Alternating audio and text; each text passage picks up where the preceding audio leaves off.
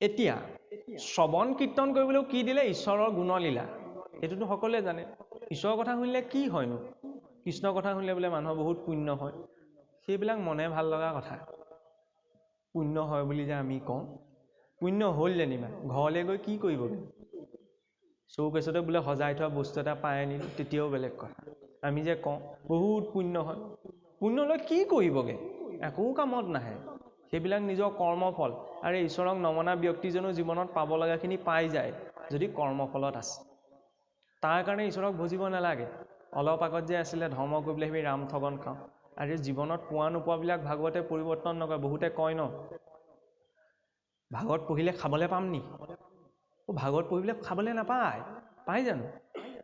ভাগৱত শুনিলেও খাবলৈ নাপায়। ইয়াত দিছে কাৰণে পাম যেনিবা, নহয়নে? নাই দিয়া যদিও নাজানো দেই। ভাগৱত পঢ়িলে খাবলৈ পিন্ধিবলৈ কোনেও নাপায়, কিন্তু ভাগৱত শুনিলে পঢ়িলে কি হয়? কিবা এটা খাওঁতে, জীৱনত কিবা এটা কৰোঁতে, কাৰোবাক কওঁতে, জীৱনটো চলাই নিওঁতে যিটো স্থিৰতাৰ প্ৰয়োজন ন, সেইটো ভাগৱতে দিব পাৰে। সেই স্থিৰতাটো লাগে যে মৃত্যুৰ আগজাননী পোৱাৰ পাছতো মহাৰাজ পৰীক্ষিত বিচলিত নহ'ল। আমিতো আগজাননী পোৱাহেঁতেন তেতিয়াই থৰকৈ কঁপি তেতিয়াই মৰিলোহেঁতেন, 7 দিনলৈ নাথাকোৱেই। ঋষিয়ে অভিশাপ দিলে 7 দিনত মৃত্যু নিশ্চিত, হয় নে নহয়? জ্বৰ এটা হ'লেই ভয়েই লাগি যায়, কাহ এটা আহিলে ইমান চৰচনি খাইছোঁ। পৰীক্ষিত মহাৰাজে পজিটিভকৈ ল'লে, ভাগৱতত নিগেটিভকৈ লোৱা একো কথাই নাই। মৰিবলৈ অভিশাপ পাইছে বোলে কৃষ্ণই কৃপাহে কৰিছে, ইমান দিনে ভোগ কৰি থাকিলেও এতিয়া 7 দিন সময় আছে, 7 দিনত গতি পাব লাগে। ঈশ্বৰৰ কথা শুনিলে কি হয়? দাৰ্শনিকভাৱে চাওকচোন, কৃষ্ণ বুলি কৈ দিলে, ৰাম বুলি ক'লে নামো হ'ব পাৰে কোনোবা মানুহৰ। থাকেতো কৃষ্ণ গগৈ, কৃষ্ণ শৰ্মা, ৰাম গগৈ, ৰাম শৰ্মা, এনেকৈ থাকে ন। দুবাৰ উচ্চাৰণ কৰিলে সেইটোৱে সম্ভাষণো হৈ যায়, বোলে কৃষ্ণ কৃষ্ণ ভালে আছেনে, ৰাম ৰাম ভালে আছেনে। 3বাৰ উচ্চাৰণ কৰিলে সেইটো সমবেদনা, বোলে ৰাম ৰাম ৰাম বৰ বেয়া কথা হ'ল দেই, কৃষ্ণ কৃষ্ণ কৃষ্ণ মই ভবাই নাছিলোঁ দেই, সমবেদনা। বাৰে বাৰে উচ্চাৰণ কৰিলে সেয়া কি? কীৰ্তন। কীৰ্তন যদি নিৰন্তৰ চলি থাকে সেয়াই সাধনা। সাধনা মানে কি? সিদ্ধি। সিদ্ধিয়ে পথ প্ৰশস্ত কৰে মুক্তি। কেপাচিটি নাই অন্য নামৰ। কৃষ্ণ পূৰ্ণ, সেইবাবে তেওঁৰ নামো পূৰ্ণ। সেইটোতো দৰ্শন। চাইণ্টিফিক প্ৰুফো আছে, সকলোৰে হাতত স্মাৰ্টফোন এটা আছে। এইবিলাক বিষয়েও চাব লাগে, হয় নহয়? নতুন গান এটা ইংৰাজী ধৰি লওক চিনেমা এখন হওক, মানুহে চব চাই ন। নিউজ এটা হ'লে কোনেও কাক কাটিলে মাৰিলে চব খুচৰি খুচৰি চায়। এইবিলাকো চাব লাগে। অৱশ্যে এইবিলাক আমাৰ নোলায়, নেদেখুৱায়ো। 2018 কি 21 চনত university of Pennsylvania, university of Philadelphia, দুজন বিশ্ববিখ্যাত মনোবিজ্ঞানী ডক্টৰ ষ্টেইনবাৰ্গ আৰু ডক্টৰ কুইং। কিয় কৈছোঁ? কাৰণ যি নামৰ মহিমা আজি অসমীয়া 500 বছৰে বুজিব নোৱাৰিলে, তাত বুজি পোৱা গুচি গ'ল। আমাক নাম ক'বলৈ অতহিয়াই থাকিব লাগে, নাম লওক লওক, কৃষ্ণ বুলি কওক, কৃষ্ণ বুলি ৰাম নাম লওক, হয় নহয়? জ্যেষ্ঠসকলৰ কথা কোৱা নাই, মই চলিত এটা ধাৰাৰ কথাই কৈছোঁ। আমাক অতহিয়াব লাগে, আমাক ঠেলিব লাগে, আমাক আগবঢ়াব লাগে। অৱশ্যে এটা কথা, কিছুমান মানে ৰুল ৰেগুলেশ্যনৰ মাজত থাকি যায় কাৰণে মানুহ কিছুমানে বেয়া পায়, দিব ইমানখিনি আমাৰ ভুল হ'ব, দুখ হ'ব, এনেকুৱা কিছুমানো থাকে। অৱশ্যে সেইটো কথা মই ক'বলৈ নাযাওঁ। চাওক কি কৰিলে, 4000 মানুহৰ, কিন্তু 2জন খ্ৰীষ্টান মানুহ। সেইটো এইকাৰণে পইণ্টলৈ আনিছোঁ, নহ'লে আমাৰ ইয়াত এটা বেলেগ কনচেপ্ট চলি থাকে, কি ধৰ্মান্তকৰণ ধৰ্মান্তকৰণ। আৰে ঈশ্বৰ ভক্তি কি ৰাজনীতি দল বদলাৰ কাৰবাৰ নি? ইয়াৰ পৰা তালৈ গ'লোঁ, তাৰ পৰা তালৈ গ'লোঁ। এইটো সংস্কৃতিত ধৰ্মান্তকৰণৰ কোনো কনচেপ্ট নাই। ইয়াত কনভাৰ্টেশ্যন নাই। ইয়াত কি আছে? ট্ৰান্সফৰ্মেশ্যন, ৰূপান্তৰণ। যি ব্যক্তি যি স্থিতিতে আছে, তেওঁ মানসিক স্থিতি যদি পৰিৱৰ্তন হৈছে ন, তেওঁ পাব লগাটো পাবই। জৰুৰী নাই ওপৰত চিলমোহৰটো লগা, চিলমোহৰটো নাচায় নহয় ঈশ্বৰে। সেইটো এটা মাত্ৰ পৰিচয়ৰ বাবে। এতিয়া চাওক, যেতিয়া কি কৰিলে, 4000 মানুহত তাত 4টা গ্ৰুপত, 5-6 বছৰৰ পৰা 12 বছৰ বয়সলৈকে প্ৰথমটো গ্ৰুপত, ছেকেণ্ডটো গ্ৰুপত 12 বছৰৰ পৰা 22 বছৰলৈকে, থাৰ্ডটো গ্ৰুপত 22ৰ পৰা 60 বছৰলৈকে, আৰু চতুৰ্থটো গ্ৰুপত 60 বছৰৰ পৰা ঊৰ্ধ্বলৈকে। তেওঁলোকৰ ব্ৰেইন স্কেনিং কৰি তেওঁলোকৰ ব্ৰেইন এক্টিভিটি কেনেকুৱা সেই ডাটাটো এনালাইচিছ কৰি কালেক্ট কৰা হ'ল। আৰু এমাহৰ বাবে তেওঁক নাম জপ কৰি দিবলৈ দিয়া হৈছিল। এমাহৰ পাছত যেতিয়া নাম জপ কৰাৰ পিছত তেওঁলোকৰ ব্ৰেইন ডাটা এনালাইচিছ কৰি চোৱা হ'ল, 79% এমাহৰ ভিতৰত মেণ্টেল ষ্ট্ৰেংথ হওক, মেণ্টেল পাৱাৰ হওক, কিবা এটা সিদ্ধান্ত ল'ব পৰা শক্তি হয়, স্থিতিস্থাপকতা হওক, গ্ৰ'থ দেখা পোৱা গৈছিল। কনচিষ্টেঞ্চি, স্থিৰতা। এনেই কোৱা নাই নাম লোৱা মনোভাই নামৰ বিনে গতি পায়, নহয় জানো? তাৰ পৰা মানসিক স্থিতি আমাৰ কি হয়, নাম 2টা পৰ্যায়ত লোৱা যায়। এটা হৈছে কীৰ্তন, এটা হৈছে জপ। কীৰ্তন কৰোঁতে যিমান পাৰি সিমান উচ্চস্বৰে যাতে আনেও শুনিব পাৰে আৰু জপ কৰোঁতে সূক্ষ্ম ৰূপত 3টা পৰ্যায়ত জপ কৰা যায় প্ৰথমতে কি বাচিক জপ মুখেৰে উচ্চাৰণ হৈছে সেই জপৰ সৈতে মুখে বোলা ৰাম হৃদয়ে ধৰা ৰূপ এটাও থাকে যাতে মনটো একাগ্ৰ হয় ইয়াৰ পিছত এটা পৰ্যায় আহে যাক কোৱা হয় উপাংশু জপ শব্দ বা নামটোত কেৱল উদ্ধতাৰ মাজতে থাকে দুখন কাণলৈও নাযায় ইমান সূক্ষ্মভাৱে কৰা যায় তাৰ পিছত এটা পৰ্যায় আহে অজপা জপ যিটো পৰ্যায়ৰ নাম উচ্চাৰণ কৰিব নালাগে নিৰন্তৰ উশাহ নিশাহত চলি থাকে এইটো আমি পাবগৈ নোৱাৰো বহুত গভীৰ স্থিতি একান্ত ভক্তসকলৰহে তেনেকুৱা হনুমন্তই ৰাম বুলি উচ্চাৰণ কৰিব নিৰন্তৰ ৰাম চলি থাকে প্ৰতিটো উশাহ নিশাহত সেইটো পৰ্যায় ইমান একাত্মতা ইয়াৰ পাছত এই শ্ৰৱণ কীৰ্তনৰ ধাৰাটো কিয় দিলে কাৰণ চব ৰাতিপুৱা শুই উঠি হামিয়াই শিকোতে হতে এনেও মন কিন্তু ৰাতিপুৱা শুই উঠি যদি এনেই ভগৱানৰ নাম এটা গুণগুণাই উঠি আহিছে মনটো এনেই ভাল লাগি যায় চাউলকেইটা ধুবলৈ গৈছে ন ধুওঁতেও যদি ঈশ্বৰৰ নাম এটি এনেই গুণগুণাই আছে তেনে এনেই মনটো ভাল লাগি যায় এই সহজ সেইটো কথাকে কোৱা হ'ল যে যাৰ যেনেকৈ মিলিছে ন পাকে প্ৰকাৰে মুঠতে তেওঁ ঈশ্বৰ চিন্তনটো কৰক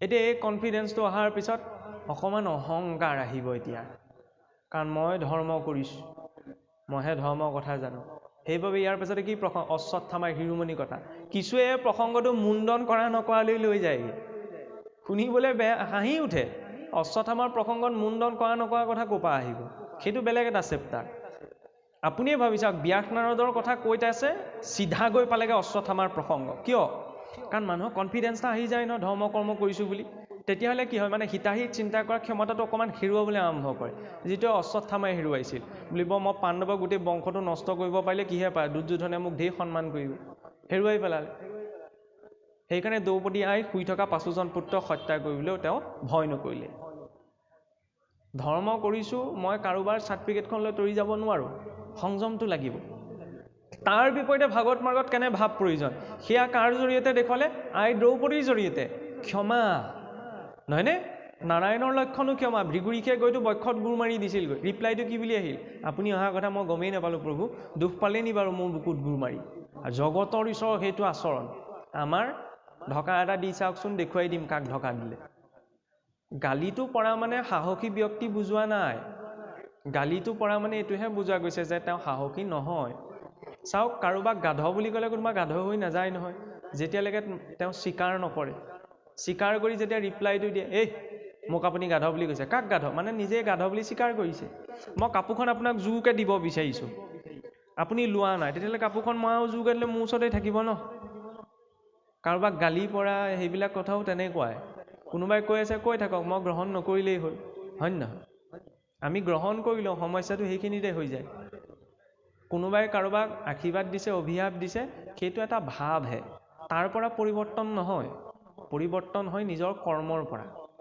ভগৱানে পিছটো এৰিলেও কৰ্মই পিছটো নেৰে নহয় হয় নহয় তাৰে উদাহৰণ ভাগৱতত আছে এতিয়া পামগৈ আমি মাতৃ দ্ৰৌপদীয়ে যেতিয়া ভগৱান কৃষ্ণৰ আদেশ মতে অৰ্জুন আৰু ভীমে অশ্বত্থামাক ধৰি বান্ধি নি তেওঁ চৰণত পেলাই দিছিল ন তেতিয়া তেওঁৰ ক্ষমা ভাৱটো চাওক বোলে গুৰু পুত্ৰ হাহাকাৰ কৰি গুৰুৰ পুত্ৰৰ প্ৰণামিলা পাব চুই আমি প্ৰণাম কৰাটো দূৰে কথা চুইয়ে গাল ছিঙি পঠালোহেঁতেন শুনিবলৈ বেয়া লাগে কিন্তু অৱশ্যে সেইটো মানুহৰ স্থিতিয়ে সেইটো কৰিব কিন্তু ইয়াত ইমান গভীৰকৈ দেখুৱাইছে আৰু দ্বিতীয়তে কি ক'লে বোলে তুমি কিবা এটা অন্ততঃ তেওঁক প্ৰহাৰ কৰা আই দ্ৰৌপদীয়ে ক'লে কি নহয় ময়ি যেন মৰো পুৰী পুত্ৰ সুকে অগণি হিয়া দহয় ইহান অৱস্থা দেখি সেই মতে গৌতমীতে জীৱে জীৱ আজিকালি এই কথাটো হজম কৰিব নোৱাৰা কথা হৈ থাকিলে সেইকাৰণে আমি কাহিনী বুলি কৈ দিম এই বুলিব 5জন পুতেকক মাৰিছে আকৌ ক্ষমা কৰিব পাৰিছে এইবিলাক সাধু কথা যেনেই লাগিব ন আজিকালি যেতিয়া আমি গালি এটা দিলে সেইজন মানুহক গোটেই জীৱনটো ক্ষমা কৰি দিব নোৱাৰোঁ তেতিয়াহ'লে মোৰ মানসিকতাত এইটো কাহিনীয়েই লাগিব এতিয়া চাওক যেতিয়া আই দ্ৰৌপদীয়ে ক'লে বোলে মই আজি 5জন পুত্ৰক হেৰুৱাই যিটো কষ্ট পাইছোঁ ন সেইটো তোমালোকক মই বুজাব নোৱাৰোঁ এগৰাকী মাতৃ হৈ যদি মই অশ্বত্থামাক আজি মাৰি পেলাবলৈ কওঁ তেতিয়া তেওঁ মাকে কিমান কষ্ট পাব সেইটো হৈছে ভাগৱতৰ ক্ষমাৰ স্তোৰ মাতৃ বুলি সেইকাৰণে কোৱা যায় ন নিজৰ সন্তানটোৱে নিজৰ নহয় সমাজৰ সন্তানকেইটাও নিজৰ বুলি ভাবিছে সেইবাবে মাতৃ নহ'লেতো সন্তান জন্ম কুকুৰ মেকুৰীও দিছে সিহঁততো পিতৃ মাতৃ বুলি নকওঁ ন আমি পিতৃ বুলি কিয় কয় যি নিজৰ সন্তানটোৰ লগতে আনৰ সন্তানকেইটাৰ কথাও ভাবিছে সেইজন পিতৃ হয়নে নহয় পিতৃ এইজন নহয় আকৌ বোলে গালি পাৰি থৈ গ'ল, ওলোটাই বোলে ভাল এইটোহে মোৰ ল'ৰা, ওলোটাই গালি দিলে। সেই তেনেকুৱা এটা কণ্ডিশ্যন ভাগৱততো আহিছে, এতিয়া ওলাবগৈ চাব। ক্ষমা ভাৱৰ পাছতে আহিছে, যেতিয়া ক্ষমা ভাৱটো গভীৰ হয় ন, তেতিয়া কুন্তীৰ স্তুতি সম্ভৱ হয়। ইয়াৰ পিছতে কুন্তীৰ স্তুতি আহিছে ন। ভাগৱতৰ কথাবিলাক চব ওলোটা। আমি বিপদৰ পৰা উদ্ধাৰ হ'বলৈ ভগৱানৰ ওচৰলৈ আহোঁ, হয়নে নহয়? আই কুন্তীয়ে জগতৰ ঈশ্বৰৰ সন্মুখত গৈ ক'লেগৈ কি পাৰিলে বিপদেই দিয়ক, মোক সুখ নালাগে। আমি বিপদৰ পৰা উদ্ধাৰ হ'বলৈহে যাওঁ, তেওঁচোন বিপদ বিচাৰি গৈছে। কাৰণ সেইটো সাহস সাধাৰণ মানুহে কৰা সম্ভৱ নহয়। সমস্ত জগতৰ ঈশ্বৰ সন্মুখত উপস্থিত আছে আৰু বিচাৰিছে কি বিপদ। কাৰণ সুখৰ এটা দুৰ্ভাগ্য আছে। সুখ যেতিয়া জীৱনলৈ আহে ন, চব আনন্দ লৈ আনে, কিন্তু ঈশ্বৰৰ বিস্মৃতিটো লগতে লৈ আনে। এইটো সুখৰ দুৰ্ভাগ্য। দুখৰ এটা সৌভাগ্য আছে। দুখ আহিলে মানসিক ৰূপত আপোনাক ভাঙি পেলাব পাৰে, হয়নে নহয়? সাগৰত নাওখন মেলিলে আৰু টাইটানিকেই ডুবিব লগা হৈছিল, হয়নে নহয়? ভৱসাগৰত এতিয়া ইমান সৰু নাওখন মেলি দিছোঁ, ধুমুহা আহিবই ন, তাৰ মাজত খালি ষ্টিৰিংডাল এৰিব নালাগে আৰু। দুখৰ সৌভাগ্য কোনখিনি? দুখ আহিলে মানুহক মানসিক ৰূপত ভাঙি পেলাব পাৰে, কিন্তু ঈশ্বৰৰ স্মৃতিটো পদে পদে মনত পেলাই দিব। বিপদ এটাত পৰিলে শেষত যেতিয়া ক'তো ভৰসা নাথাকে, ঈশ্বৰলৈকে মনত পৰে ন, লাগিলে ঈশ্বৰক নামানকে, এতিয়া আৰু ঈশ্বৰে ৰাখিলেহে ৰখা, হয়নে নহয়? বুদ্ধিয়ক মানুহজনে কি কৈছে? আগতে গোটাই থৈ দিয়ক। মানুহে কি কৰে? সঞ্চয় কৰে নহয়, হয়নে নহয়? আমিতো বীমা কোম্পানীবিলাক যে আছে, পলিচি কৰি থৈ দিওঁ নহয়। কিয়? পৰিয়ালটোৰ কাৰণে ভাবিছে যাতে কাইলৈ যাতে জীৱনটো কিবা হৈ যায়, অন্ততঃ তাৰ পৰাও যাতে কিবা এটা লাভ পায়। সেইটো কৰিছে পলিচি, ইয়াতো পলিচি এটা লাগে, হয়নে নহয়? নাক কাণ চকু মোৰ ভালে নাথাকোঁতেই যদি এতিয়া হৰিভক্তিকণ নকৰোঁ, তেতিয়া অন্তিম সময়ত কেকাই থাকিলে কেনেকৈ মনত পৰিব? ইমান কষ্টত আঙুলিটো কাটিলে হৰিলে মনত পৰিব নে বিষটোলে মনত পৰিব? তেতিয়া সেই কেকাই থকা সময়ত ভগৱানলৈ কেনেকৈ মনত পৰিব বাৰু, হয়নে? সেইকাৰণে এই নাক কাণ চকু মুঠ খোজকাঢ়িবলৈ দুটা ভৰি দিছে নহয়, দেখুৱাইও ভক্তি কৰিব লাগে। কিছুমানে আকৌ কয় নহয় আমি ইমান দেখুৱাই ভক্তি নকৰোঁ। আৰে নামঘৰলৈ আহিলে মই চোলা এটা হাফ পেণ্ট এটা পিন্ধি আহিলে কি মই নামঘৰলৈ আহিছোঁ বুলি ভাবিব নি? নাভাবে ন। নামঘৰলৈ আহিলে ব্যক্তিজনে ধুতিখন পিন্ধি আহিব। আইসকলে বুজি পাইছেই নহয়। এইটো কি? এইটোও নহয় নহয় বোলে ধুতিখন পিন্ধিলে ভকতি হ'ব নি? নহয়, এইটো এটা লোকাচাৰ, যাতে মনটো শুদ্ধ সাত্বিক হয়, হয়নে নহয়? য'ত যিটো আচৰণ। বিবাহিত আইগৰাকীয়ে শিৰত সেন্দুৰকণ নোলোৱাকৈ এইটো নকয় নহয় মই সেন্দুৰ নলওঁ, মনৰ পৰা তেওঁক স্বামী বুলি ভাবিলেই হ'ল, কিহৰ আকৌ ৰঙা ৰং সোপা সানিব লাগিছে, সেই বুলি ক'লে মানিব জানো? নামানে ন। এইটো দেখা চাৰ, আৰু মনে ভবাটো সেইটো আন্তৰিক আচাৰ। গতিকে ভকতি দেখুৱাইও কৰিব লাগে। পুৱা গধূলা আনক দেখুৱাই হ'লেও নামটো, ঈশ্বৰৰ নামটো ডাঙৰকৈ ল'ব লাগে, যাতে ভালজন কাষ চাপি আহে, বেয়াজনী ইটো বৰ ভকত ওলালেহি একদম, তেনেকৈও ভাবে। আকৌ ভাবিবলৈ দিব লাগে, নাজানি হ'লেও যে বৰ ভকত বুলি কৈছে, কম ডাঙৰ পোষ্টিংটোৰ কথা কৈছেনে? নিজকে DC বুলি ক'লে কেনেকুৱা ভালে, DC বুলি কৈছে, এতিয়া বৰ ভকত বুলি কৈছে, ভকত বুলিও কোৱা নাই, ক'বলৈ দিব লাগে। তাৰ পাছত কুন্তীৰ স্তুতিৰ পাছতে প্ৰসংগ আহিছে কি? ভীষ্মৰ মুখ্য উৎসৱ। যেতিয়া ঈশ্বৰৰ সন্মুখত এইটো ভাৱ হৈ যায় ন, যে প্ৰভু মোৰ লাগিলে জীৱনত বিপদেই থাকক, কিন্তু তোমাৰ স্মৃতিটোৰ পৰা মই আঁতৰিব নালাগে। এইটোত যেতিয়া জীৱ ৰৈ যায়গৈ এইটো স্থিতিত, তেতিয়া সম্ভৱ হয় ভীষ্মৰ দৰে গতি পোৱাটো। ভীষ্ম মৰিছিলেহে, মুখ্য উৎসৱ বুলি কৈছেচোন ভাগৱতে, হয়নে নহয়? মানুহ মৰিলে উৎসৱ পাতে নি? পিতামহ ভীষ্মৰ, এইখিনিতো বৰ ধুনীয়া কথা এটা চাওকচোন। আমি পাপ ধুবলৈ ক'লৈ যাওঁ? গংগা, হয়নে? তীৰ্থস্থান বোলে গংগাত গা ধুলে, স্নান কৰিলে মানুহৰ অপবিত্ৰতা পাপবিলাক নাশ হয়। তাতে বোলে সন্ত মহন্ত ভক্তসকল আহি তাৰ কাষতে থাকি তাৰ ফলত তীৰ্থৰ মহিমা বাঢ়ে। পিতামহ ভীষ্ম কাৰ পুত্ৰ আছিল? গংগা পুত্ৰই নাছিল জানো? হাত সাৰি যাব পাৰিছেনে? 12জন বৈষ্ণৱৰ ভিতৰত এজন বৈষ্ণৱ। কি? কৰ্মফল। ঈশ্বৰ 14জন পাৰিষদ, বাকী কেইজনৰ নাম চিনি পাওঁ নাপাওঁ, জয় বিজয়ৰ নাম সকলোৱে চিনি পায়। কিয়? শিক্ষা ন। বৈকুণ্ঠতেই নাই কিয়? অতিথি গৈ উপস্থিত হ'লগৈ, অভিমানী হৈ থাকিলে, বোলে আমাৰ আজ্ঞা নোলোৱাকৈ ক্ষমা কৰিবা দেই, তোমালোকৰ আগতে কৈছোঁ। ঠিক নাই নহয়, কিবা এটা ৰূপত থাকিবও পাৰে, একোতো ক'ব নোৱাৰি, মানুহৰ বুদ্ধিহে কৈছোঁ। বোলে চাৰি সিদ্ধ গৈ উপস্থিত হ'লগৈ, আমাৰ পাৰ্মিশ্যন নোলাগে কোনো প্ৰভুৰ ওচৰত যাব নোৱাৰে, তোমালোকে যিটো ৰূপত আহিছা এইটো ৰূপত ভগৱানৰ ওচৰত যাব নোৱাৰা। বৈকুণ্ঠত থাকি অকণমান অভিমান যে আহিলে কি হ'ল? চাৰি হৃদয় ক'লে বোলে ঈশ্বৰৰ স্থান বৈকুণ্ঠ, য'ত কোনো ধৰণৰ কুণ্ঠা থাকিব নোৱাৰে। অভিমান আছে, তোমালোকে যোৱা অসুৰ কুলত পতিত হোৱাগৈ। তেনেকৈ তাই ঈশ্বৰ আহি উপস্থিত হলি। পিছত তেওঁলোকে ক্ষমা বিচাৰিলে, ঈশ্বৰেও ক্ষমা কৰি দিলে, হ'ব ভুল হৈ গ'ল আৰু। ফলটো নুভোগাকে আছে জানো? নাই থকা ন? এই জীৱনটোতো তেনেকুৱা। আমি যে কওঁ এই নাজানি ভুল কৰিলে একো নাই, তেওঁ ক্ষমা বিচাৰিছে নহয়, সেইটো সমাজতহে, প্ৰকৃতিত নহয়। মই যদি আন্ধাৰে মুধাৰে ভূত বুলি ভাবি মানুহজনৰ মূৰত মাৰ মাৰি দিছোঁ, কোৰ্টত মই এইটো ক'বগৈ নহয় আন্ধাৰে মুধাৰে ভূত বুলি ভাবিহে মাৰিলোঁ। মানুহজন যদি মৰে বা কিবা এটা আঘাতপ্ৰাপ্ত হয়, মই কিবা এটাতো জৰিমনা ভৰিবই লাগিব ন? নজনাকৈ কেঁচুৱাতে জুইকুৰাত হাতখন দি দিয়ে, পুৰি যায় ন? সেইটো প্ৰকৃতিৰ নিয়ম। আৰু এই ফিজিক্সতে আছে ন, নিউটনৰ 3টা গতিসূত্ৰ বুলি আমি ক্লাছ 9তে পাইছিলোঁ। বাকী 2টা মেথমেটিকেল ইকুৱেশ্যন, পটককৈ মনত নৰয়। 3 নম্বৰটো চবৰে মনত ৰয়। প্ৰতিটো ক্ৰিয়াৰে সমান আৰু বিপৰীতমুখী প্ৰতিক্ৰিয়া থাকে, হয়নে? প্ৰতিটো একশ্যনৰ ৰিয়েকশ্যন থাকিব। আমি ইয়াত একশ্যন কৰিম, ৰিয়েকশ্যন তাৰ পৰা আহিব। এইটোতো প্ৰকৃতিৰ নিয়ম।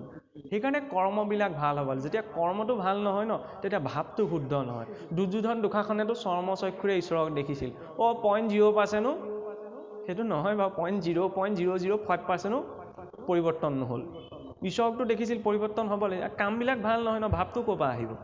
কামবিলাক ভাল হ'ব লাগে, কৰ্মত শুদ্ধতাটো লাগে, তেতিয়া ভাৱ আপোনা আপুনি আহি যায়। এতিয়া পিতামহ ভীষ্ম শৰশয্যাত কিয় পৰিছিল? সেয়াও কৰ্মফল। পূৰ্বতে সাপ এডাল ধৰি, ইমান সৰু কথাটো চাওক, বেংকৰ পৰা এটকা ল'লেও জমা হৈ থাকিলে পিছত সুদ লাগি চক্ৰবৃদ্ধি বাঢ়ি যায় নহয়। সাপ এডাল ধৰি কাঁইটীয়া গছ এজোপালৈ দিলে দলিয়াই, তাতে বিন্ধি সাপটো বোলে ধৰফাই মৰিব লগা হ'ল। ঈশ্বৰে জমা ৰাখিলে, হিচাপটো ক'ত মিলালেহি? মহাভাৰতৰ যুদ্ধৰ মাজত। লিগেলিহে যাব পাৰিছে। মই 12 বৈষ্ণৱৰ ভিতৰত এজন হয়, গংগা পুত্ৰ। আমি আকৌ এনেকৈ কওঁ মই আমুকৰ পুতেক, মোক যাবলৈ দিয়ক, এনেকুৱা এটা আমাৰ হৈ যায়। কিন্তু তাত সেইখাকৈ যাব পৰা নাই, ফলটো ভুগিহে যাব পাৰিছে। শিক্ষা ন? আৰু তেওঁ লিগেলি গৈছে, ইলিগেলি যোৱা নাই। কিয় কৈছে লিগেলি ইলিগেলি? কাৰণ পিতামহ ভীষ্ম শৰশয্যাত পৰিছে দক্ষিণায়ন কালত। বছৰেকত 2টা অয়ন থাকে। যেনেকৈ আপোনাৰ আমি কওঁ ন, 2টা পক্ষই এটা মাহ হয়, 2টা মাহে এটা ঋতু হয়, 12 মাহে এটা বছৰ। এটা বছৰ 2টা অয়ন, 6 মাহ উত্তৰায়ণ, 6 মাহ দক্ষিণায়ন। মনুষ্যলোকত এবছৰে, দেৱলোকত এদিন হয়। বৰ ধুনীয়া কথা। নিউটনেও ভাবি আছিল টাইম মানে সময় কনষ্টেণ্ট বুলি, ধ্ৰুৱক ৰাখি, চব জেগাতে সময় একেই চলে। আইনষ্টাইনে আহি প্ৰমাণ কৰি দেখুৱালে সময় ধ্ৰুৱ ৰাখি নহয়, আপেক্ষিক, চব জেগাতে সময় একেই নহয়। সেইকাৰণে অনন্ত কাল, অনন্তৰ হাজাৰখন মুখ, সময় চব জেগাতে একেই নহয়। আমাৰ কয় ন বোলে পৃথিৱীখন ক'ত ৰৈ আছে? পৃথিৱী মানে কি? সমগ্ৰ ভূলোকখন। বোলে কুৰ্মৰূপী নাৰায়ণ, তাৰ ওপৰত অনন্তদেৱ, তাৰ ওপৰত বোলে ব্ৰহ্মাণ্ডখন। এনেকৈ সাধু এটা আগতে কয় নাই, বোলে অনন্তদেৱৰ শিৰতহে ব্ৰহ্মাণ্ডখন বৰ্তি আছে। সেইটো যেনিবা আমাৰ সাধুৱে হৈ থাকিল, কিন্তু কোৱা হৈছিল কি? কুৰ্মৰ কাছটো স্থান, হয়নে? আধাৰ শক্তি, তাৰ ওপৰত কোন আছে? হাজাৰটা, ৰিলেটিভ টাইম, হাজাৰখন মুখেৰে অনন্তদেৱ। স্থান কালৰ একালীয়তাতেতো সৃষ্টিখন বৰ্তি আছে। চায়েন্সে নিজৰ লেংগুৱেজত ক'লে, ভাগৱতে নিজৰ লেংগুৱেজত ক'লে। আমি বুজাত খেলি মেলি কৰিলোঁ, সেইকাৰণে সাধু হৈ থাকিলে। এতিয়া চাওক, যেতিয়া মনুষ্যই, অন্য জীৱবিলাকে কি হয়, শৰীৰটো এৰিলে ঊৰ্ধ্বদৈহিক যাত্ৰা কৰিব নালাগে, সেইকাৰণে সিহঁত মৰিলে অন্য এটা শৰীৰ ইয়াতে পাই যায়। কিন্তু মনুষ্যই ঊৰ্ধ্বদৈহিক যাত্ৰা কৰিব লাগে বোলে কিয়? মনুষ্যৰ পাপ পুণ্যৰ লেখা আছে। বিহুৱে সংগীতে ৰঙালী বিহু আহিয়ে আছে নহয়। কেতিয়াবা গাড়ীখন কিনিবলৈ গ'লে অফাৰ আমি বিচাৰোঁ, এতিয়া অফাৰ দিবলৈ আৰম্ভ কৰিব, হয় নহয়? কেতিয়াবা আলুগুটিটো অফাৰ বিচাৰিব লাগে, ইমান দাম, 10 টকা কমাওক, হয় নহয়? এই যম ৰজা বোলে খুব বেয়া লাগে, ইচ্ছা গোটেই জীৱনটো অফাৰ বিচাৰিয়ে ঘূৰি ফুৰিলে, অফাৰ নাপাবও পাৰে। এতিয়া মৰাৰ পাছত যম ৰজা অফাৰ এটা দিয়ে, এইটোতো জ্বলাই দিয়ে, এইটো নিচিনা শৰীৰ এটা দি দিয়ে বোলে জীৱটো। ওপৰলৈ যাব লাগিব, কেনেকৈ যাব? এতিয়া যাতনা শৰীৰটো লাগিব ন, সেইটো বোলে কাটি বাচি পেলালেও দুখটো অনুভৱ কৰে, কিন্তু মৰি নাযায়। পিছত যেতিয়া পায়গৈ জেগা, তাত ধুনীয়াকৈ বোলে বহুত ভাল ভাল ডিটাৰজেণ্ট আছেতো তেখেতৰ, ধুনীয়াকৈ ধুৱে, দাগবিলাক যোৱাই, আৰু যোৱাকেইটা তাতে গুচি যায় বোলে। তাৰপিছত আকৌ ইয়াত আহি মেলি দিয়ে। এতিয়া মনলৈ ভাৱ আহিব পাৰে, এইবিলাক কাহিনী কোনে দেখিছে? চব কথা দেখিলেই যে মানিম এইটো জৰুৰী নহয়। বি খালে যে মানুহ মই কোনেও দেখা নাই, নিজে অনুভৱ কৰি চাবলৈ নাযাওঁ, বি খালে মানুহ মৰণ নপৰে, হয় নহয়? বিশেষজ্ঞজনে কৈছে, সেইকাৰণে মানি ল'ম। আমাৰ অনুভৱত নাথাকিব, কিন্তু কিছুসকলে বহুত কষ্ট কৰি কিছুমান তথ্য দি থৈ গৈছে। সেইকাৰণে নিৰ্মলতাই স্বীকাৰ কৰা, ভয় খুৱাবলৈ বুলিও যদি কওঁ বোলে ভয় খুৱাবলৈ মানুহক এইখিনি কথা ক'লে মানি ল'ব লাগে, অন্ততঃ ভয়ত যে বেয়া কামটো নকৰাকৈ থাকিব, হয় নহয়? ভয় সেইকাৰণেই লাগে যাতে বেয়া কামটো, আজিকালি আকৌ আমি ভয় নকৰোঁ, সমস্যাটো সেইটোৱেই, ভয় লাগে, ভয় কৰোঁ কিন্তু ভয়টোৰ পৰা অকণমান মানে হেলিউজিনেশ্যনত আঁতৰি থাকিব বিচাৰোঁ। যেনেকৈ চাবচোন মানুহে অকলে থাকিবলৈ ভয় কৰে, অকলে থাকিলে কি হয় ঢেৰ চিন্তা গুচি আহে। অকলে থাকিবলৈ কোনে ভয় কৰে? যি নিজৰ বাস্তৱিকতাৰ সন্মুখীন হোৱাৰ সাহস নাই। ঘৰখনত কেতিয়াবা অকল মানুহে কয় নাই এই বোলে অকল থাকিব ঢেৰ চিন্তা গুচি আহে, তেনেকুৱা মানুহে সদায় ভিৰটো বিচাৰে। ভিৰত থাকিলে মানে ফ্ল' এটাত থাকিব পাৰি। নিজৰ আইনাখন কিয় চোৱা যায়? নিজৰ বাস্তৱিকতাটো, সেইখিনি সন্মুখীন হ'ব লাগিব, আজি নহয় কাইলৈ। আৰু যাই হওক, এতিয়া ঊৰ্ধ্বদৈহিক যাত্ৰা কৰোঁতে বোলে এবছৰ সময় লয়, ইয়াত এবছৰে তাত এদিন হয় বোলে। মহাকাশত যিমানে আঁতৰলৈ গৈ থকা জানো সিমানে সময়ৰ গতি কমি গৈ থাকে, জীৱটোৱে গৈ দেৱলোক পাইগে মানে এবছৰ হৈ যায়। সেইকাৰণে এবছৰত কি কয়, আমাৰ এটা টাৰ্ম আছে সপিণ্ডি বুলি কয়, এবছৰীয়া। সপিণ্ডি নোহোৱালৈকে পুত্ৰ ইয়াত কোনো অন্য কৰ্মৰ সংকল্প নকৰে। এইটো নহয় বোলে পিতৃ মাতৃ ঢুকালে সেইকাৰণে এবছৰলৈকে নামঘৰ যাব নোৱাৰে, অমুক যাব নোৱাৰে, তমুক, তেনেকুৱা কোনো কথা নাই। ঔষধ নিবৃত্তিৰ পাছত চব যাব পাৰে, খালি সেই পুত্ৰই কোনো বৈদিক কৰ্মৰ সংকল্প নলয়। কিয় নলয়? কাৰণ পিতৃলৈ সপিণ্ডি আচৰণ হোৱা নাই, তেওঁক দেৱকুললৈ তোলা নাই, চব কামতে পিতৃয়াগ, তেতিয়াহ'লে অন্য কৰ্ম সংকল্প কেনেকৈ কৰিব? সেইটো ভাবত এবছৰলৈকে একো কোনো কৰ্ম সংকল্প নলয়। খালি কেতিয়াবা আমাৰ সমাজত বুজোতে আমাক কৈ দিয়ে বোলে এবছৰ মাক দেউতাক ঢুকালে নামঘৰলৈ যাব নোৱাৰে, শৰাই দিব নোৱাৰে, তেনেকুৱা কথা নাথাকে। এতিয়া এক বছৰত এবছৰে যদি এদিন হয় তেতিয়াহ'লে এবছৰ দুটা ভাগ, 6 মাহ দিন 6 মাহ ৰাতি হ'ব। 6 মাহ উত্তৰায়ণ বেলা হৈছে দিনৰ সময়, 6 মাহ দক্ষিণায়ন হৈছে ৰাতিৰ সময়। কাৰোবাৰ ঘৰলৈ দিনত যাব লাগে নে ৰাতি যাব লাগে? ৰাতি গ'লে দৰ্জা খুলি নিদিবও পাৰে, দিনত যোৱাতে প্ৰশস্ত সময়। সেইকাৰণে বোলে শৰীৰ এৰাৰ উত্তম সময় কি? উত্তৰায়ণ বেলা। পাঠৰ আসনখনো সেইবাবে কেনি দিয়া যায়, মন গ'লে সেইডোখৰত দি দিলে এইটো নহয়, প্ৰতিটো বস্তু একোটা নিৰ্ণয় আছে ন। উত্তৰ দিশে মণিকূট ভাগো চাবচোন উত্তৰা দক্ষিণাকৈ বনায়, কিন্তু মন্দিৰৰ টোপটো সদায় ওপৰলৈ উঠি যায়। নামঘৰৰ সেইটো নহয়, উত্তৰা দক্ষিণাকৈ। কিয়? এইটো এটা সুন্দৰ দৰ্শন। নামঘৰটো এইটো সম্পূৰ্ণ মনুষ্য শৰীৰটো হয়। সাধাৰণ আৰ্হিত নামঘৰটো কেনেকৈ? বাটচৰাটো মূল কীৰ্তন ঘৰ, মণিকূট, হয়নে? বাটচৰাই হৈছে চৰণ যুগল, য'ত সেৱা নাই, বৈকুণ্ঠৰ দুজনা পাৰিষদক চিন্তা কৰি গৃহপ্ৰৱেশ। এইটো হৈছে এই মূল কীৰ্তন ঘৰ হৈছে হৃদয়। সাধাৰণ আৰ্হিত সেইফালে 5টা এইফালে 5টা 10টি খুঁটাই থাকে, পিছত সংখ্যা বাঢ়িছে কমিছে সেইটো বেলেগ কথা। 5টা কৰ্মেন্দ্ৰিয় 5টা জ্ঞানেন্দ্ৰিয় ধৰি ৰাখিছে। নামঘৰ ছাদখন ওপৰত কাছ পিঠিয়াকৈ চোৱা যায়, 3টা তৰপত, প্ৰকৃতিৰ 3 গুণ, সত ৰজ তম, দুফালে 2খন বাৰাণ্ডা, প্ৰকৃতিৰ আৱৰণ। মণিকূট গৃহভাগ শিৰ অংশ, য'ত আমি ভগৱানৰ নিৰ্মালি লওঁ, জীৱাত্মা পৰমাত্মাই ব্ৰহ্মৰন্ধই দিয়ে শৰীৰত প্ৰৱেশ কৰে। তাত নিৰ্লিপ্ত ৰূপত 7 খলপীয়া আসন, নহয়নে? শ্বেতবিলাক, শান্তনুবিলাক, কনকদণ্ডবিলাক, পংকজবিলাক, অম্বৰবিলাক, গোলোক বৈকুণ্ঠ। ইয়াতো 7টা স্তৰ আছে, মূলাধাৰ, স্বাধিষ্ঠান, মণিপুৰ, অনাহত, বিশুদ্ধি, আজ্ঞা, সহস্ৰাৰ। সেই সপ্তচক্ৰৰ ঊৰ্ধত নিৰপেক্ষ ৰূপত ভগৱন্ত, জীৱৰ গতি দক্ষিণ কোলৰ পৰা উত্তৰ কোললৈ। কাৰণ আমাক উত্তৰায়ণ গতি লাগে। পিতামহ ভীষ্মই ইমান কষ্ট পাই আছে, ইচ্ছা মৃত্যুৰ অধিকাৰী, দক্ষিণায়ন বেলাটো শৰীৰটো এৰিব পাৰে, নাই এৰা, যেতিয়ালৈকে উত্তৰায়ণ উপস্থিত হোৱাহি নাই। উত্তৰায়ণ বেলাহে দেৱলোকত বোলে দিনৰ সময়, হয় নহয়? সেইটোকে বুজাবলৈ আমি উত্তৰায়ণ গতি বিচাৰোঁ। বিদুৰো গৈছে উত্তৰ দিশত, উদ্ধৱো গৈছে উত্তৰ দিশত, পৰীক্ষিত উত্তৰ দিশে মুখ কৰি বহিছে। আৰে ভগৱানক চিন্তা কৰোঁতে আমি পূব দিশত কৰোঁ। আমি যে কওঁ ভগৱান ক'ত আছে? ওপৰত আছে, ওপৰৰ পৰা চাই আছে ভগৱান। এইটো সংস্কৃতিত ইমান স্পষ্টতা যে ভগৱানক যেতিয়া ভবা যায় তেতিয়া আমি ওপৰলৈ হাতখন নেদেখুৱাওঁ, আমি পূবলৈ হাতখন দেখুৱাওঁ। মহাকাশত এইটো ঊৰ্ধ্ব দিশ নহয় নহয়। টিভিত দেখিছোঁ ন, সূৰ্যটো মাজতে আছে, তাৰ চাৰিওফালে পৃথিৱীখন ঘূৰি আছে। পৃথিৱীৰ উত্তৰ মেৰুটো কোনো নাই, দক্ষিণ মেৰুটো মানুহ নাই, মানুহ এই কাষতহে আছে। এতিয়া এই মানুহখিনিয়ে যেতিয়া আঙুলিটো টোৱাই ওপৰলৈ বুলি, আকাশখন মহাকাশত ঊৰ্ধ্ব দিশ হয় জানো? নহয়, ইয়াত পূব দিশটো মহাকাশত ঊৰ্ধ্ব দিশ, সেইবাবে আমি পূবত উপাসনা কৰোঁ। প্ৰাথমিক স্তৰৰ এইটো কথা কওঁ বোলে পূব দিশত সূৰ্য উদয় হয় কাৰণে ঈশ্বৰক ভাবোঁ, সেইটো প্ৰাথমিক স্তৰৰ কথা। ইয়াত এটা গভীৰ দৰ্শন আছে। এতিয়া পিতামহ ভীষ্ময়ো 12জন বৈষ্ণৱৰ অন্তৰ্গত হোৱাৰ পাছতো যেতিয়া উত্তৰায়ণ উপস্থিত হৈছে ন, তেতিয়া নিজৰ শৰীৰ এৰিছে। সেইবাবে মৃত্যু মুখ্য উৎসৱলৈ পৰিৱৰ্তন হৈছে, মুক্ত হৈ গৈছে। আমাৰ জীৱনতো সেইটো ভাৱ লাগে। শৰীৰত আমাৰ ভগৱন্ত ক'ত আছে বোলে? হৃদয় পদ্মত। এইটো স্থূল শৰীৰ। স্থূল শৰীৰটোৰ ভিতৰত আৰু এটা শৰীৰ আছে, চাপটেল বডি, সূক্ষ্ম শৰীৰ বুলি যাক কোৱা হয়। মানুহে যে কয় দুৰ্ঘটনা ঘটিলে বোলে ভূত প্ৰেত হৈ গ'ল। ভূত প্ৰেত মানে কি? নখ দীঘল চুলি দীঘল কিবা এটা নি নহয়, তেওঁ ইচ্ছাবিলাক থাকি গ'ল ন। ইচ্ছাবিলাক বেছি গৈ আছে মানে কি? কৰ্মৰ বন্ধনটো শক্তিশালী। এই স্থূল শৰীৰটো এৰি থৈ গ'ল, কিন্তু সূক্ষ্ম শৰীৰটো সহজে নষ্ট নহয়।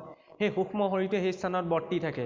সি চেষ্টা কৰে খেদা খাই অহা ঘৰখনৰ পৰা আকৌ সোমাবলৈ, কিন্তু সোমাব নোৱাৰে। মানুহে যে কয় ভূত লম্ভি গ'ল, দেৱী দেৱতা লম্ভি গ'ল, এইবিলাক অদৰকাৰী কথা। যদি ভূত লম্ভিব পাৰে, ভূত মানে কি আত্মাটোৱে নহয় জানো? আত্মাটো যদি আনৰ শৰীৰত প্ৰৱেশ কৰিব পাৰে, তেতিয়া নিজৰ ইচ্ছামতে ওলাবও পাৰেচোন, তেতিয়াতো ইচ্ছা মৃত্যুৰ অধিকাৰী হ'ল, হয় নে নহয়? কিন্তু তেনেকুৱাতো নহয়। সেইটো অৱচেতন মনৰ মাত্ৰ ভ্ৰমাত্মক এটা স্থিতিহে। মানুহে ভাবিলে দেৱী দেৱতা আহি গ'ল। আৰে কোটি সূৰ্য সম, অৰ্জুনে চকু মেলি চাই থাকিব পৰা নাছিল জ্ঞান দৃষ্টি দিয়াৰ পিছত, আকৌ সেই দেৱী দেৱতা মোৰ শৰীৰলৈ গুচি আহিলে। ভগৱান ৰামৰ ক্ষেত্ৰতো আপুনি চাওকচোন, যেতিয়া লক্ষ্মণ এই মেঘনাদৰ নাগপাশত বন্দী হৈছে, আৰু শ্ৰীৰামে ক'ব পাৰিলেহেঁতেন মই জগতৰ ঈশ্বৰ, কিহৰ আকৌ চিকিৎসকক মাতিব লাগিছে, মই হাতখন দি দিম ভাল হৈ যাব। নাই কোৱা ন? বেমাৰত পৰিছে যেতিয়া চিকিৎসকজনক মতাই আনিছে ৰাৱণৰ ৰাজ্যৰ পৰা, সুখেন বৈদ্য। ঔষধ আনিবলৈ কাক পঠাইছিল? হনুমন্তক ন? জগতৰ ঈশ্বৰে এইটো কোৱা নাই মই ঈশ্বৰ, মোৰ ওচৰত আকৌ এইবোৰ ঔষধ পাতি কিয় আনিব লাগিছে, মই আছোঁ। কিন্তু এতিয়া এনেকুৱা মহাপুৰুষসকল আছে, কিন্তু আপুনি চিন্তা নকৰিব, মই হাতখন দিছোঁ ন আপোনাৰ কামটো হৈ যাব। এইসকল তেতিয়া ক'ৰ পৰা ওলালেহি? হৈছে নহয় যে পিছ কথা, সেয়াক ধৰ্মৰ সংজ্ঞা দিব নালাগে। আৰু স্বয়ং যিকেইজন মহাপুৰুষৰ শাস্ত্ৰত উল্লেখ আছে, মহাপুৰুষ শংকৰদেৱ, মাধৱদেৱ, হৰিদেৱ, দামোদৰদেৱ, স্পষ্ট উল্লেখ আছে ৰুদ্ৰ জামল আদি গ্ৰন্থত যে হৰিও তেওঁলোকৰ অংশে অৱতাৰ হ'ব, হয়নে? তেওঁলোকেও কিন্তু নিজকে অৱতাৰ বুলি কোৱা নাছিল। এইখন অসমতে নিজকে অৱতাৰ বুলি ডিক্লেয়াৰ কৰি বহি থকা মানুহো আছে। এলা পেচা কলকি অৱতাৰ। আমাৰ মানুহে তালৈকে যায়। সকলোকে ভগৱান কোৱা নাযায়। কাৰোবাৰ ক'ৰবাত শ্ৰদ্ধা আছে থাকক, কোনোবাই কাৰোবালৈ গৈ কিবা এটা পাইছে পাওক, কিন্তু শাস্ত্ৰীয় বিষয়বিলাক আমি চবতে প্ৰয়োগ নকৰোঁ ন। এইকাৰণে এইখিনি কথা কোৱা হৈছে যে ক'ৰবালৈ গৈছোঁ, মনৰ ইচ্ছাটো পূৰণ হ'ল, তাত ভগৱান বেছিকৈ আছে, কিন্তু মোৰ ঘৰৰ গোঁসাই ঘৰত ভগৱান বেছিকৈ নাই, সেইকাৰণে মই তাত চাকি নিদিওঁ, এনেকুৱাটাও কণ্ডিশ্যন হৈ যায়। সেইটো হ'ব নালাগে। ঈশ্বৰ কি কৰিছোঁ, কিমান জানিছোঁ, সেইটোত তুষ্ট নহয়, ভাৱত তুষ্ট হয়। ভাৱটো কি, হয়নে? ভাৱেন লভতে জ্ঞানম ভাৱেন লভতে দেৱ দৰ্শন। আৰু ভাৱ থাকিলেতো ঈশ্বৰৰ দৰ্শন সম্ভৱ। এতিয়া পিতামহ ভীষ্মৰ গতিৰ পাছতে কি আহে? পৰীক্ষিতৰ জন্মৰ কথা।